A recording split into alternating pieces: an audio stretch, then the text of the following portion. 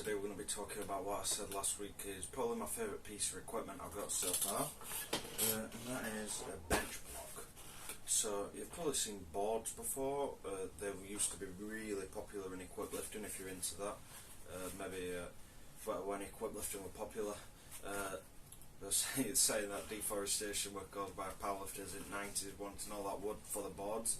But like for boards, like this, as you can see, has different slots and different angles you can position it on your chest. So if you wanted different heights with boards, however, you needed a completely new board. So like if you wanted a board that was like 5 inches thick, you needed one that was like that. But also in the same session, if you wanted one that was 3 inches thick, you need to bring 2 boards to the gym with you. Whereas this piece of equipment, a lot cheaper, obviously a lot lighter. We're not carrying big planks of wood around with us, obviously, and a lot more space. Like I can take this anywhere with me. Like I've incorporated it into my equip bench warm up for every single session, and I can't bring those big planks of wood like out to America. This, just slide it in your suitcase, nice and easy. So this is a 5 board, a 4 board, a 3 board, and a 2 board. So the lower the number, the closer it is to your chest, and these little holes, the sliding bits, that's where you will put it on the bar. So I start my new. I've not got any footage of this, but just take my word for it. So this one is the highest one with having the most room. So I'll attach that to the bar, and it really only comes down maybe an inch or two. I'll put this with 60 on with my shirt. I'll do all my warm-ups in my shirt, and I'll do 5 weight coming down from there. Cutting off maybe 7 inches of motion. I'll then put it in this one, which is at the same, it's got it on its same side, just the other way around. But if you will look at it from this angle, we can see that dips in by maybe an inch, and this dips in by 2 inch. So it trims that range of motion just a little bit, getting a bit close to your chest. Maybe only gain 6 inches off the chest. I'll use this for 4 reps at 80. I will then use it on this one, which is the equivalent of a 3 board, which is like 4 inches from the chest. So again, I'll do this for 3 reps at 100 before attaching it onto the smallest side to do a 2 reps at 120. I will then obviously take it off at my last warm up, weight going straight onto the chest, and then I'll jump into whatever sets I'm doing. Incorporating this into how I'm training at the moment, obviously that'll be for a competition at the moment. I'll do a set of 5 with this block on a 2 board at whatever weight, and then I'll do a set of 5 with no block on, with 20 kilos more. So you might be thinking, hang on a minute, if it's got to move maybe 3 inches more, how are you lifting more weight? So with equip bench shirt, as it stretches, it gives more pop. So I'll be getting no out of the shirt unless I'm going more than if I'm not going below that, I won't be getting anything from the shirt. I'll be getting very little, I should say. So when I'm on this board, it's nearly raw for the bit that the shirt actually helps. The shirt will only help the lift about this far off of the chest, and then it'll help half the motion, and the other half of the motion is just on the raw top end power.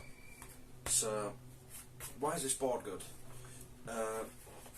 I would highly recommend the board for if you're an equip bencher. You can use it for raw benching, obviously, but for raw benching, if I were coaching you, I'd be more likely to prescribe you with a pin press than a board press. The board, however, for equip benchers, let's say you've got your one shirt. I like to just use my one only at the moment. It's one shirt that's sort of agreeing with me the most, so I'm just going to listen to that and take it as it is. So if you keep on repping and bringing it all the way down, you're going to end up stretching your shirt too much, and the shirt will sort of like lose its pop. So like, if we take an elastic band for example, if you keep stretching that, it'll stretch a lot, But if you keep repeatedly stretching that day in day out, it is going to lose its stretchiness and it's going to lose its kickback. It's the same with the bench shirt. If you keep stretching it and putting the weight on and stretching it down, because let's face it, you need a certain amount of weight to get it down. So if you keep putting that weight on and stretching it needlessly, you're going to need a new shirt because it's just going to run out of pop. Which is sort of like what's happened with my Fury bench shirt. I just used it that much. Not that I did out wrong with it, it was just, it was a good shirt, used it a lot. Helped me get used to it quite benching. But my stuff like my other Oni, my size bigger Oni, as well as it being bigger, I've sort of like stretched out a little too much. Again, me and my dad were both using that. It were getting used for like sets of 7, like 3 sets of 7 twice a week. So it was just too much. The shirt stretches. Whereas I'm only using this shirt, and let's say I'll put it on a 2 board. It's not usually most of its stretch, and I'm only doing 1 set with it to touch. So instead of I'll just do a few more sets like this, and when it comes off to a back off week, I will just focus on that top end and maybe use a 4 board or a 3 board rather than a 2 board, just to allow my shirt to recover.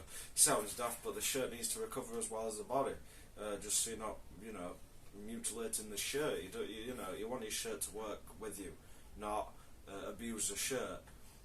So the bench block is very, very good for that, in the way that it's not going to completely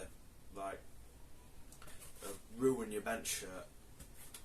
Another reason it's good is the reason I use it for stretching and bedding in your shirt in a session, because I like getting my shirt nice and early at a competition. There's no rush.